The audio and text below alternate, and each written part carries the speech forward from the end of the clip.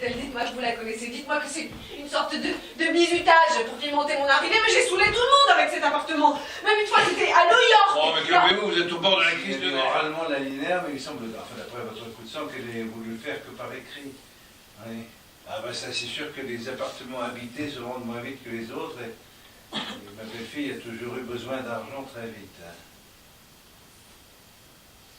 Bon.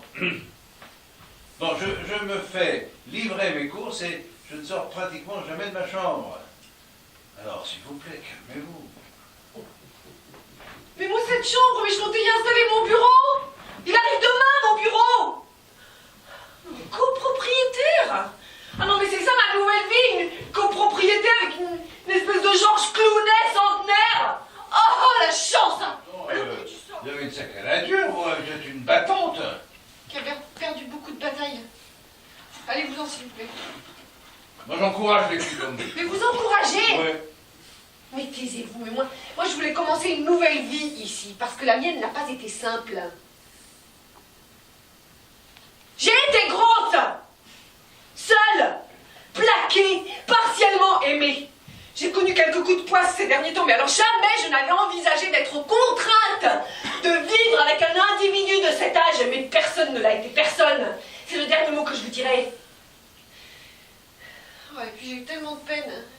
Bon, écoutez, enfin, une personne telle que vous a besoin de défis. Alors relevez-les au lieu de pleurnicher comme ça. Moi, je pourrais vous apprendre l'arabe, la cuisine.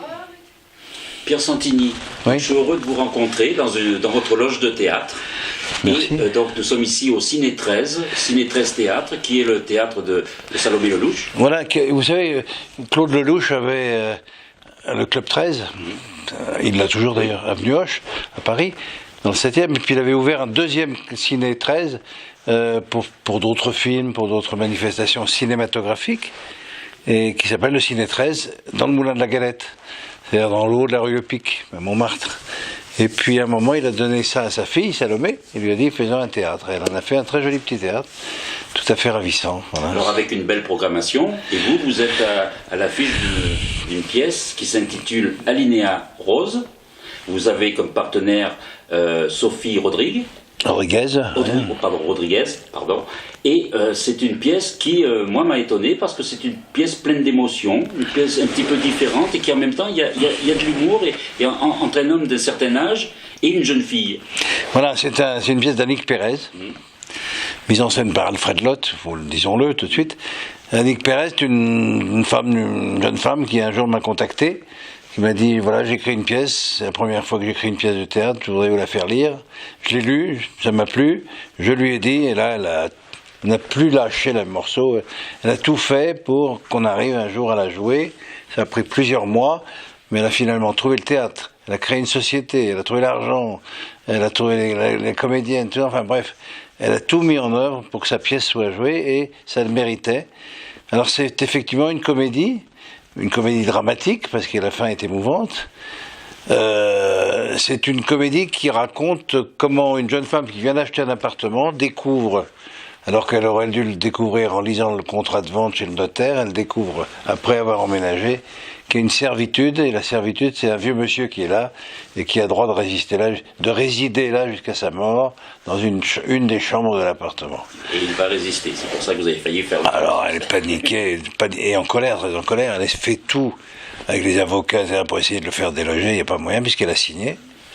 Et donc, elle va accepter, bon gré, mal gré, de vivre, de cohabiter avec cet homme, avec des moments difficiles, et puis avec d'autres moments où tout d'un coup il y a une espèce d'affection qui naît, une tendresse, mais pas de l'amour, hein, c'est pas une histoire d'amour.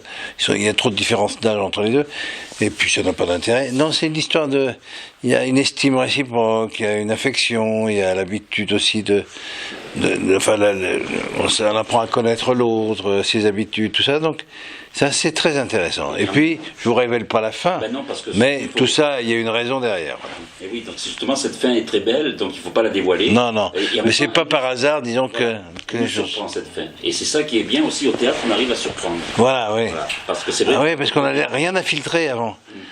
Et on se dit, mais comment une situation comme ça est possible? Et alors il y a un notaire qui est complice ou quoi, c'est pas possible. Et puis on va comprendre à la fin que tout est clair, quoi, Vous lumineux. êtes tous les deux sur scène, c'est formidable. Le décor, on peut dire aussi qu'il est, voilà, il bouge sans arrêt. Ben, le décor est évolutif, c'est-à-dire comme c'est une femme qui emménage, au début il y a des cartons, des caisses, etc., d'autres choses, et puis petit à petit, ces cartons se transforment en meubles pour nous donner, au bout de quelques semaines, oui, un endroit habité par elle, mais avec toujours, dans un coin, la chambre du vieux. Vous nous avez, on a filmé quelques petits extraits. Vous nous avez donc suggéré de filmer la partie du Liban. C'est une partie où vous parlez du Liban. C'est quelque chose qui vous tient à cœur? Ben, ça tient à cœur d'abord à mon personnage beaucoup, parce que le Liban, c'est son métier de journaliste. C'est là qu'il a rencontré la femme qu'il a le plus aimée. C'est là qu'il a vécu des émotions très fortes. Il a vu la guerre civile de près, etc. Donc le Liban est très présent en tant qu'endroit du Moyen-Orient où ces gens ont voyagé, où ces gens ont eu une expérience extérieure. C'est un effet d'exotisme un petit peu. Et je me suis dit que c'était intéressant parce qu'il en parle très bien. Alors, il dit que c'est un endroit de nécessité romanesque, voilà. Et donc il parle très bien de Beyrouth, il parle très bien de tout ça. Je me suis permis de vous suggérer un extrait où il parle de ça, mais il y a d'autres moments formidables. Hein. Oui, il y a des moments dramatiques, il y a des moments drôles, il y a des moments... Ouais, voilà, on laisse les gens découvrir. Alors, est-ce que l'alinéa 17 existe vraiment? Ou justement on peut acheter un appartement avec dans ce contrat-là, il porte le numéro 17, mais il peut y avoir une servitude. Oui. Moi, je me souviens très bien, dans les propriétés de mes parents, de mes grands-parents, il y avait des servitudes, il y avait un droit de passage, par exemple. Le corbillard avait le droit de passer à l'intérieur de la maison, dans le chemin, parce que c'était le seul moyen d'aller de l'église au cimetière. Il fallait passer à l'intérieur de la cour de la maison. Alors, après, il a fallu faire procès pour rompre cette servitude. Mais cette servitude a duré des dizaines d'années. Hein? Bon, ben, il y a des choses comme ça. Vous avez une servitude, il y a un puits. La servitude, c'est qu'il est commun à tous les gens du quartier. Vous avez, je sais pas, plein de types de servitudes. Donc celle-ci peut exister. Mais que quelqu'un ait droit d'habiter dans la maison, ça peut exister. Hein, mais il faut encore que ça soit consenti par l'acheteur, donc que l'acheteur soit au courant. Or là, le notaire n'a pas fait son travail. En même temps, il y a une chose qui est très importante que votre personnage dit, c'est que plus personne ne lit les contrats. Alors c'est ça aussi. Oui, ça, mais si on va être tout à fait honnête, c'est au notaire de mettre le doigt sur l'alinéa. Son travail vis-à-vis de son client. Je vous ferai remarquer attention, vous avez une servitude. Là, il ne le fait pas. Pourquoi? Parce que c'est sûrement un ami de l'opération immobilière, et il y a des coquins là-dedans, tout ça. Bon. Donc, je ne veux pas révéler l'histoire, mais disons que le notaire n'a pas totalement fait son travail. Voilà. Mais c'est vrai que dans la vie, les gens ne lisent pas les contrats s'il n'y a pas de notaire au milieu. Attendez, moi je vois certains contrats défiler sur des sites internet ou des applications qui font des pages entières, personne ne les lit. Simplement, il faut cocher accepter à la fin. Les gens acceptent et ils ne savent pas ce qu'ils ont signé. Hein. C'est vrai. Ça se passe comme ça aussi des fois au théâtre, non? Pardon? Ça se passe comme ça au théâtre ou au cinéma, non? Ah non. La télévision, oh ben, vous savez, maintenant, la plupart des contrats de cinéma et de théâtre sont liés à des conventions collectives. Donc, ils respectent les termes de la convention. Et si par hasard ils ne les respectent pas, c'est la convention qui est finalement le dernier mot, quoi. Dans la convention collective, tout le monde la connaît, on sait qu'elle protège les différentes parties. Mais il y a encore des contrats véreux, il y a des producteurs véreux, il y aura toujours, hein, de toute façon, l'homme est fait comme ça, quoi. Ils adorent contourner la loi, contourner la... Quand vous étiez à la tête d'une célèbre institution, vous veilliez à tout ça? Ah oui? Oui. Ah oui. J'étais président de l'ADAMI. Président de l'ADAMI, nous veillions, le conseil d'administration et moi-même, à ce que le droit de l'artiste soit respecté dans tous les contrats, que ce soit des contrats de cinéma, de télévision, de radio, tout ce qui était travail enregistré de l'artiste correspondait à des règlements très très précis, et on veillait à ce qu'ils soient respectés. Et s'ils n'étaient pas respectés, on alertait l'artiste immédiatement. Hein. Mais il y a des artistes qui signent n'importe quoi. Hein. Ça, je peux vous dire que le nombre d'artistes, pas seulement comédiens, mais des chanteurs, des gens de musicaux, des gens qui signent avec des producteurs, des choses comme ça, et qu'après ils disent, mais je savais pas. Ah bah oui, mais tu lui as vendu tous tes droits. T'as plus de droits. Tu lui as cédé sur ton contrat. Comment je lui ai cédé? Bah oui, lis. Effectivement, il y a une petite phrase. D'ailleurs, aujourd'hui, on a presque fini. D'ailleurs, aujourd'hui, sorti hier le film des Inconnus, eux, c'est le problème qu'ils ont eu. Ils ne pouvaient plus être ensemble tous les trois. Ouais, je sais. C'était un gros problème, donc il aura fallu de nombreuses années pour résoudre le problème. C'est pour ça qu'ils reviennent. Oui. Voilà. Alors, on va terminer avec une chose. Alors, je ne sais pas si vous voulez qu'on en parle, si vous voulez pas que je diffuse, c'est pas grave. C'est que vous avez poussé un petit coup de gueule sur les réseaux sociaux sur le fait que justement certains journalistes vous ont répondu qu'ils ne voulaient pas parler de la pièce, qui moi je trouve a un vrai intérêt parce qu'il n'y avait pas de gens connus, mais ils ne connaissent pas. C'est eux qui vous savez, on vit dans un système libéral, vous êtes au courant bon, et le libéralisme touche toutes les activités humaines, y compris celle du spectacle. Or aujourd'hui, souvent, la valeur d'un artiste tient plus de sa valeur marchande que de sa valeur artistique. Et donc, un directeur de théâtre aujourd'hui, à qui on propose une pièce, la première question qu'il vous pose, c'est avec qui? Qui t'as comme acteur? Bon. Si vous lui dites, j'ai Alain Delon, ou je sais pas qui, Belmondo, etc., il ouvre un œil, comme ça. Si vous lui dites d'autres noms qui sont des professionnels formidables, hein, mais qui sont pas bankable, comme on dit, hélas, aujourd'hui, ils font la fine bouche. Et la presse, c'est pareil. La presse, pour passer chez certains grands animateurs, du dimanche après-midi ou du samedi soir, il faut être bankable, ou il faut avoir une actualité un peu provocante et tout ça. Sinon, vous passez jamais. Hein.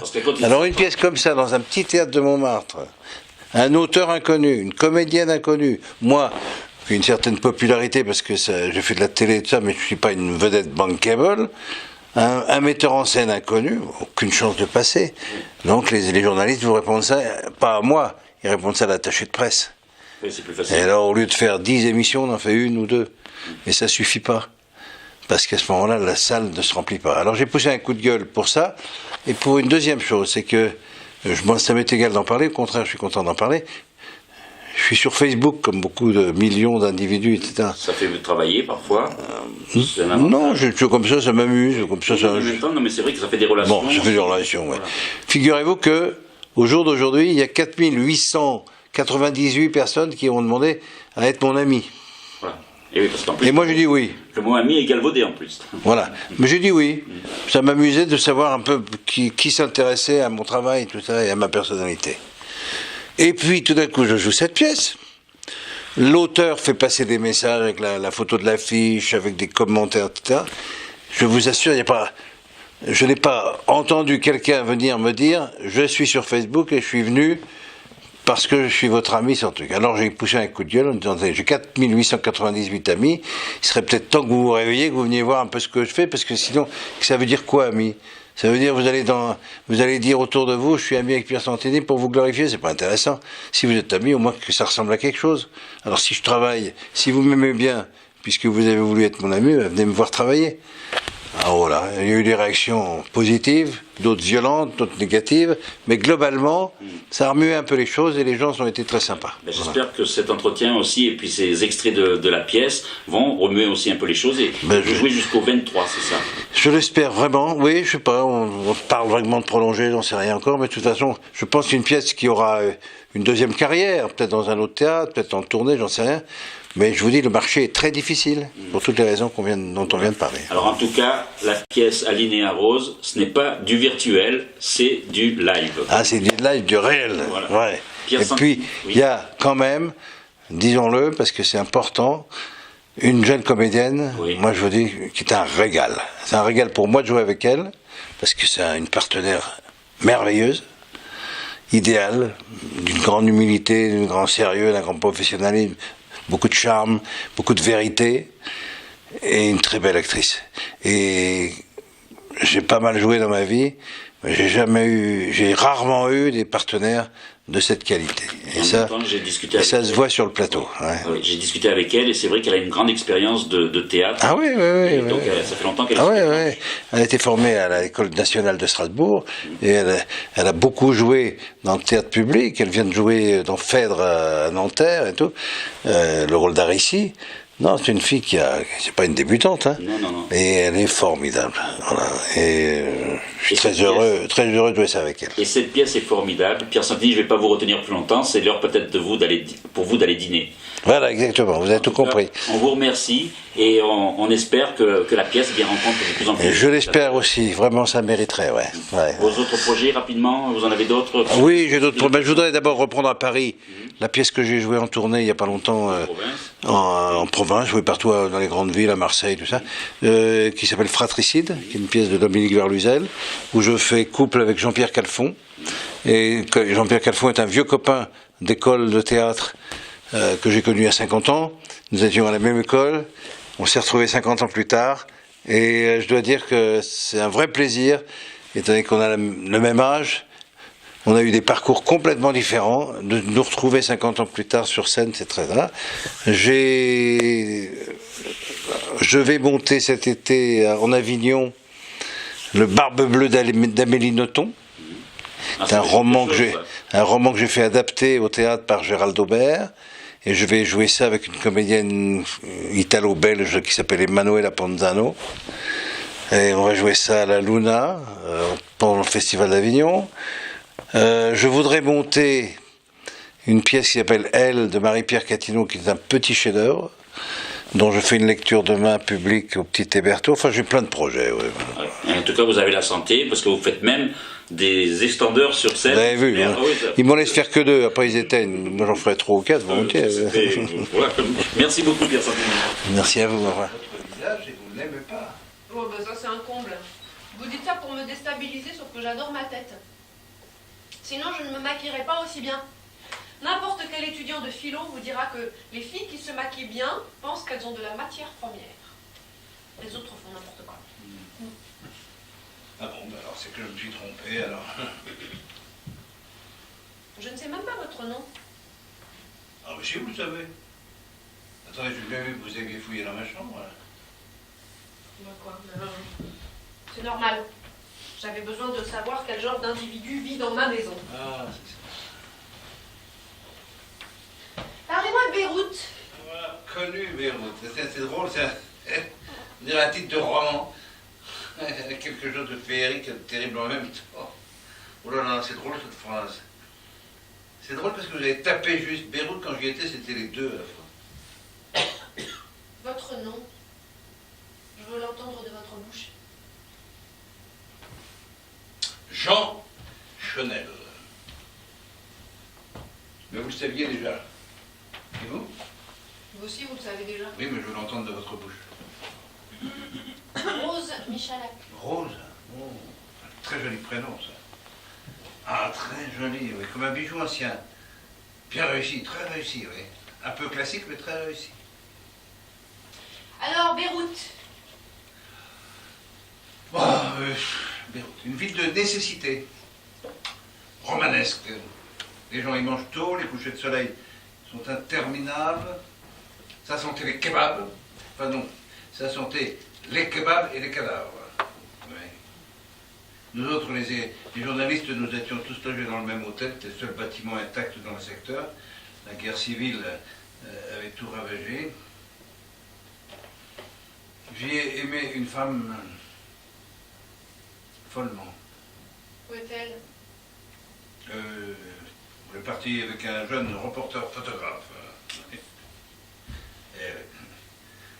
J'en ai jamais aimé une autre. C'est la mère de votre fille? Oui. Elle a su pour votre fille? Ah oui, elle a su, oui, bien sûr. Oui, elle a su, oui. On s'est revus dans une voiture. Ouais. On s'est revus, mais pas retrouvés. Elle pleurait, voilà. Elle ne va pas au cimetière, enfin, pas que je sache. Mais elle m'a jamais donné vraiment de nouvelles. Et je crois qu'elle n'aimait qu'une seule chose, c'est les guerres et aussi les ruines. C'est peut-être à cause de la guerre que vous étiez si amoureux. Parfois, dans ces cas-là, l'amour, c'est bien... C'est bien utile, c'est ça? Utile? Je sais pas, j'irai pas jusque-là, mais... En même temps, sous les immeubles, ils ont trouvé des trésors. Les Phéniciens, les Grecs, les Romains, 5000 ans d'histoire. Oh là là. Des trésors sous les cadavres. Ah là là, vous les jeunes, vous êtes cyniques, mais vous êtes pragmatiques, ça on ne peut pas vous l'enlever. D'ailleurs, vous avez raison, mon avis c'est comme ça, c'est un sens toujours imparfait et injuste, mais toujours un sens. Hein. Elle est encore en vie? Qui? Qui? La seule femme que vous ayez aimée. Ah. J'en sais rien. Ensuite, vous êtes parti?